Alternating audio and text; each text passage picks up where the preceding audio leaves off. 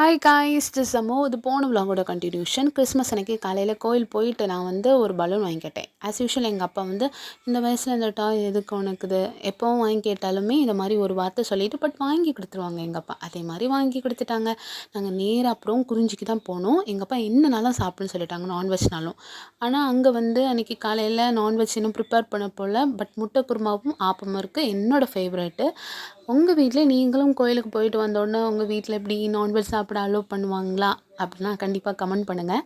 நாங்கள் அப்புறம் ஈவினிங் போல் எங்கே போயிருந்தோன்னா ரிலையன்ஸ் ஸ்மார்ட் தான் போயிருந்தோம். ஏன்னா எங்கள் வீட்டில் எப்படியும் பீச் கூட்டிகிட்டு போக மாட்டாங்க, நல்லாவே தெரியும். அங்கே ரொம்ப க்ரௌடாக, ரொம்ப டிஜே பார்ட்டி எல்லாம் இருக்கும்.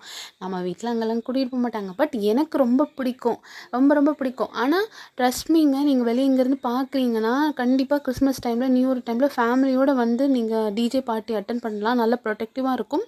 பட் நல்ல ஃபேமிலியோடு வாங்க, நல்லாயிருக்கும். அப்புறம் எங்கள் அம்மா இந்த 2 கப் வாங்கினாங்க. இதில் சுடு தண்ணி ஊற்றினா வெளியே சூடே தெரியாது, அப்படிப்பட்ட கப்பு. 1 வாங்கினா 1 ஃப்ரீ. ஸோ இன்னொரு வீடியோ பார்க்கலாம். சப்ஸ்கிரைப் பண்ணுங்கள். பாய்.